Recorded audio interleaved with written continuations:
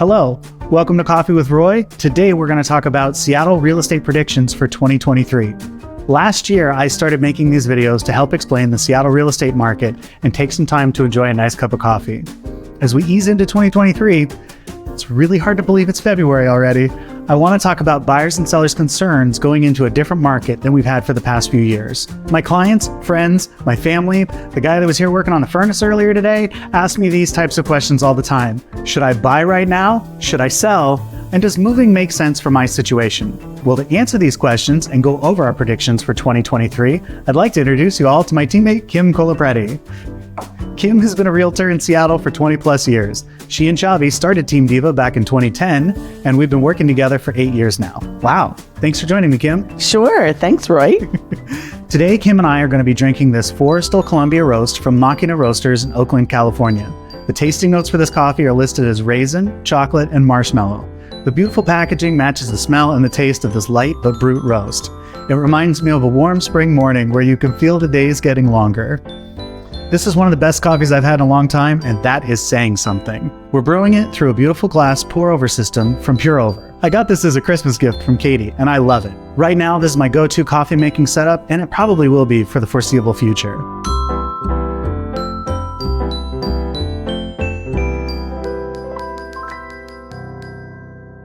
Kim, welcome to Coffee with Roy. Thanks for joining me. We're here to talk about 2023 market predictions. How do you feel this year is going to go? Well, Roy, first of all, I'm super excited to be here, and this is a great cup of coffee. Isn't it? And damn hot.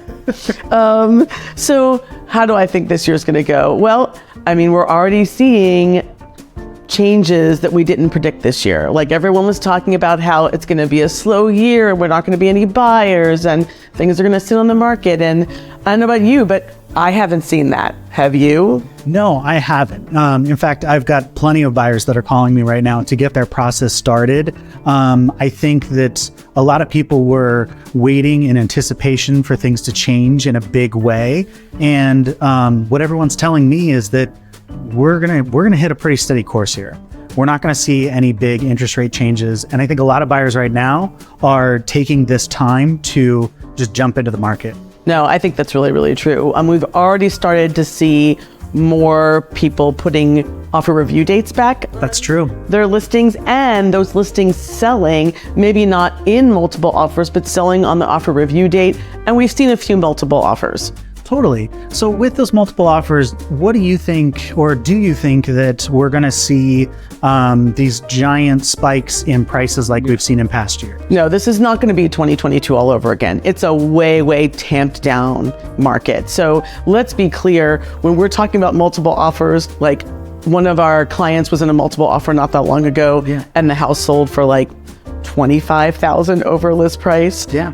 Which might sound like a lot in some markets, but right here, I remember in 2020, 2021, 2022, I would tell my clients, we've got to go in at 20% over ask. Right. 20%. Yeah. Minimum, right? And in some instances, 30%. We're also not seeing people waiving financing or waiving their inspection. We're seeing more inspection negotiation happening, which even that alone is a massive change from the past few years. This is a huge change. And sometimes we're lucky to get to negotiate on that or ask for some closing costs back, which obviously we'll explain at some point in the future, but it's a sea change from where we were.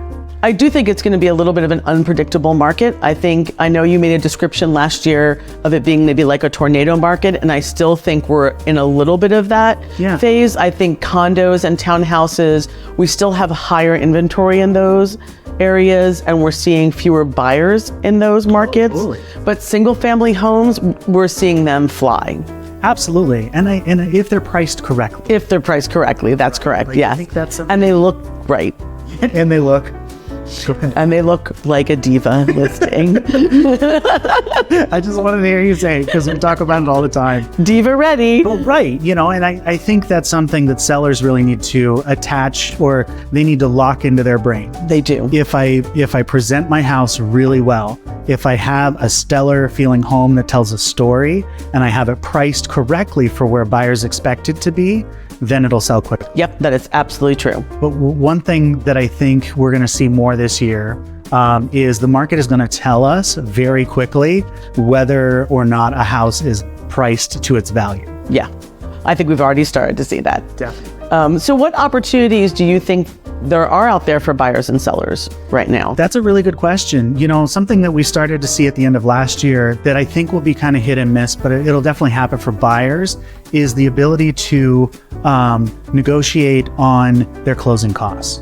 You know, with interest rates still high, there are products out there for some buyers to buy down their interest rate, you know, but that takes getting closing costs back from the seller. So, you know, if we're in a multiple offer situation, that may not be as possible, but for a lot of homes, we're seeing them stay on the market 2, 3, 4 weeks, some much longer than that. And that opportunity for buyers who thought they were priced out entirely has come back. Yeah. I mean, I think this is I think you're absolutely correct. I also think this is a perfect opportunity for first-time home buyers if it financially makes sense for you, which we always have to say. You know, we talk about the fact that realtors are always like, it's always a good time to buy. It's always a good time to sell. Yes, it is, if it's a good time for you financially to make that change. If you've been waiting, if you're someone who's really wanted to buy and have been waiting for the market to get to a place where you're comfortable being part of that market because the frenzy is tamped down and the prices aren't so high, then it might be a good time for you. If you're open to buying a condo, if you're open to buying a townhouse, those are opportunities where the inventory is a little bit higher and you have more ability to be sure that you can negotiate on these. Absolutely. You know, and it's been really interesting because I feel like for the past couple of years, the market or the media has had they've had a focus on single family homes, and people have forgotten that condos exist. Condos are great. Or a great starter home, yeah. But even like moving down, you know, like downsizing a home. A condo can be a great option because you're right downtown, or you're right in Capitol Hill or Ballard or West Seattle, and you don't have to worry about the big yard maintaining all of the space. And I know Chavi and I are talking about it at some point, you know, transitioning and maybe downsizing to a condo so we can like lock and leave and go travel and not have to worry about, is someone maintaining the yard? Is something going to happen to the house? I mean, a condo is a great option for a downsizing person and even for a first time or even a second time home buyer. Absolutely. I mean, there's some really nice condos out there that you can get a really good deal on right now, let me tell you. Definitely. Well, and not only just first time or second time buyers, but also investors. Yes. You know, if a building allows for investors, you know, and allows for a long-term rental, that can be a really good option too. Yeah. Just always when you're going to buy a condo, make sure you're looking at the HOA. How the strength of an HOA is going to affect whether or not a home will sell. Oh, I think that's very true. I think the properties that are going to be more risky are going to be impossible to sell this year. Oh, absolutely. Yeah, they're going to be hard to lend on. They're going to be really hard for cash buyers to want to purchase. Speaking of risky, yeah, what kind of risks do you think are out there for buyers and sellers this year? I love that you're here on Coffee with Roy and you're asking me all the questions. So I'm going to turn that back around. What kind of risks do you think buyers and sellers are going to see this year? Well, okay, here's one of my big things. I feel like there's still a lot of people who are sitting on the fence because they're waiting to chase the market down. Right. This is one of my biggest pet peeves, is people who feel like that they can chase. There's always people out there waiting for the best deal and the lowest interest rate and the bottom of the market. And I'm like, you don't know where the bottom of the market is until it's come and gone. Absolutely. So, and it could be months. It could be months. So one of the things I think is a big risk for buyers is that they might wait so long for that interest rate to get to get down to where they feel it's going to go and the bottom will be, that by that point, the market would have already started to pick back up again and they'll lose on the opportunity to negotiate on inspections or price. Well, and we're kind of starting to see that now, right? Like we always see that at the beginning of the year, we have more buyers than we do sellers. Yes. You know, and so that will sometimes create a opportunity for a multiple offer situation. Well, as soon as we're right back to multiple offers, we're not negotiating on all. No, right. You know, and that's regardless of the interest rate. But I would totally agree that a big risk is waiting too long, waiting for it to get cheaper and easier, because it's really not. No. If 2022 taught us what to look for 2023, it's that even if interest rates go up and prices start to come down, they're not both going to go one way or the other. They're going to kind of even out. Yeah. And that's where you need a really good realtor to help you talk through your options and what's going to work for you. Yeah. And interestingly, we could be seeing a little bit of a reverse seasonal market this year, where instead of spring being the hot market, we could see a lot of people dragging to wait because they're cautious to wait and see what happens. And we could see that pickup happen closer to the fall or maybe even summer, or maybe we'll see a more even market this year than just that huge peak and huge drop that we see in a hot market, or that we definitely saw last year. I mean, for my own personal reasons, I would definitely love to see a more even market across the... Wouldn't we all, right? Makes it a lot easier to get out there, but it makes sense that you say that, because I feel like what we're seeing a lot of right now is buy-up buyers, where they're looking at the equity in their home, they're crunching the numbers. They've been crunching the same numbers for multiple months now of what that purchase and then sale is going to look like. And so they're hitting the market, and that could disturb kind of our normal like peak season, slow season, slight peak, slow kind of situation. Especially if the feds are sending out messages that they are still going to keep interest rates high until a certain point, and we think that certain point isn't going to be until summer or fall. We could see people holding out, right? And that market, and when the interest rates do finally get to where we think they're going to stabilize at, if that happens later in the year, we could see that bump up. A market that's normally slow. So who knows? We could have a really great third and fourth quarter this year, right? I mean, I'm all here for it. Usually Rocky and I like to shine in the fourth quarter. Just like the Seahawks. Okay, so now that we've talked about risks and we've talked about opportunities, we should talk about advantage. So who are the buyers and the sellers that are ripe to take advantage of a market such as this? Well, I think anyone that's had a home in Seattle for the last 5 or 7 years and has equity is perfectly poised to take advantage of this market. And they're especially if they have been like your clients, or our clients mostly do, is maintaining and improving that home. So they're not just getting equity, they're also getting appreciation. Yeah, right. That's true. It's really hard to go to sell your house and then have to do all the work on it and spend all that money that you would be spending on the next house. Or I should say they're getting sweat equity appreciation, right? So they're getting the advantage of having strong equity because they've owned their house for a while and paid down their mortgage. They're getting appreciation because they've been in their home for a while and they bought, maybe when the market was hot, but we've seen it go up so much in the past 5 to 7 years.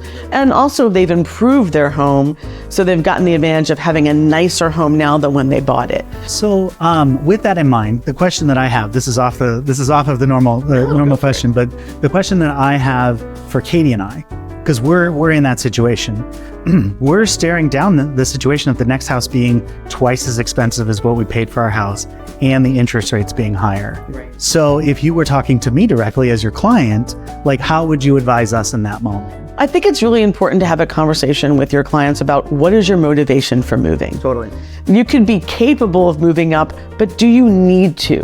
And what is your motivation? If you're like, okay, I know that I'm going to have 2 to 3 kids, in the next 5 years. I'm not saying you and Katie, right?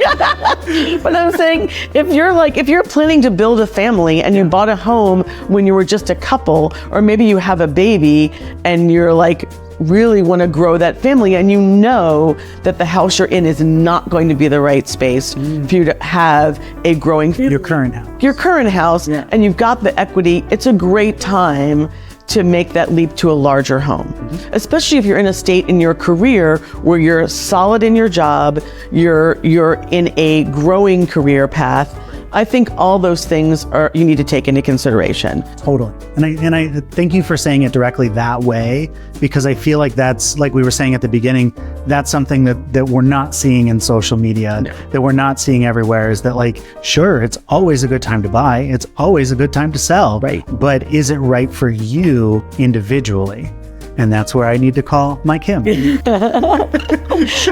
mean, let's be honest, like there's a lot of motivation for someone to gain a lot of equity back from their house, especially if they know that they've doubled or even tripled in value. But like you said, is that helpful if you're now buying a home that's like $1.3 million and you're like, yeah, I could put down $500,000, great, but now I have an $800,000 mortgage instead of a $450 mortgage. That's a huge difference, especially with the interest rate. It really is. The only reason to do that is if you know that you eventually will have to buy that house, and now's the better time than waiting 2 years from now, right? Because who knows where the prices will be 2 years from now. Totally. I also think that there are people out there, we have some clients that we're talking to who are moving out of the city. Oh yeah. And it's a good time for them to sell their house because they've got a lot of equity and they're moving to a larger property, someplace where the prices are a little bit lower. Because we've seen the prices go down outside the city a little bit faster than they've gone down in the city. Yeah.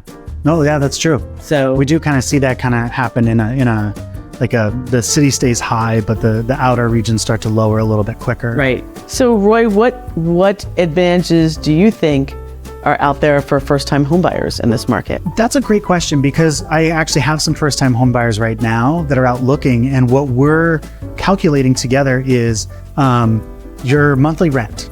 It is where it is. It might be going up a little bit, it might not. We're seeing articles saying both things are possible this year. But what you need to understand is when you're going out to buy your first house and the mortgage that's set, yes, it's set for 30 years, but you're likely going to refi out of that in the first 2 to 3 years. Right.